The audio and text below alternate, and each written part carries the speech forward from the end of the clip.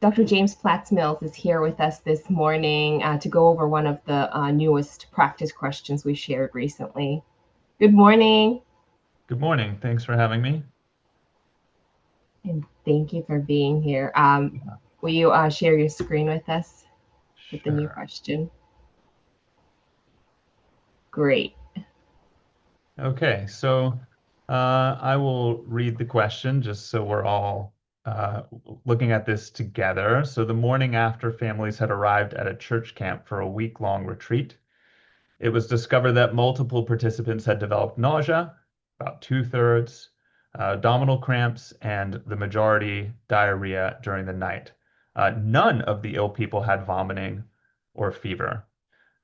They shared a meal together the night before, and as I said, um, this was the next morning that people had already developed symptoms. The meal consisted of a casserole containing macaroni, frozen mixed vegetables, ground beef, turkey, and gravy.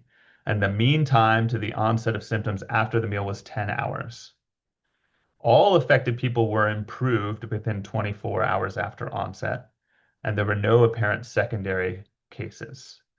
Which of the following is most likely responsible for this outbreak?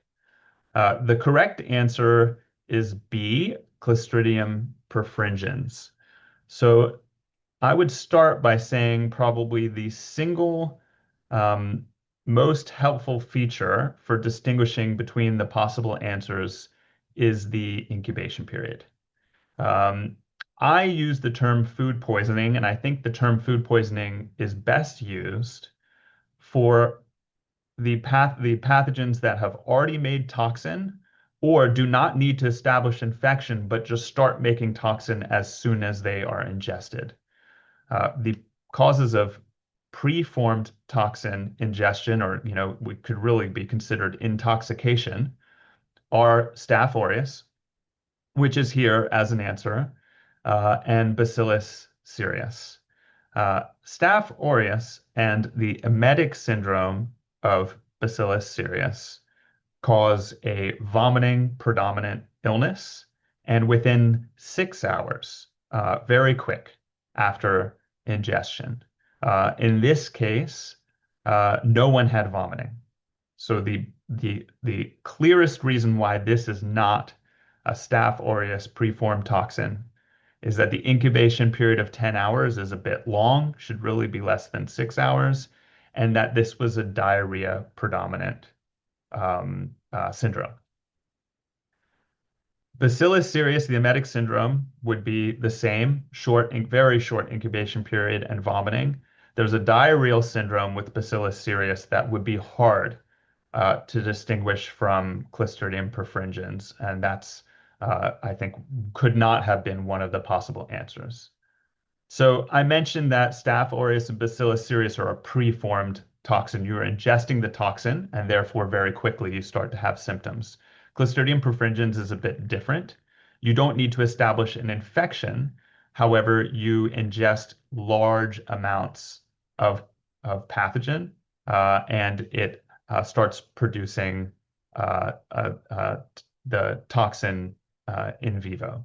So it takes a little bit longer, um, and it tends to be diarrhea predominant. You can see nausea, and yeah, I think you probably can see some vomiting, but vomiting should be relatively rare.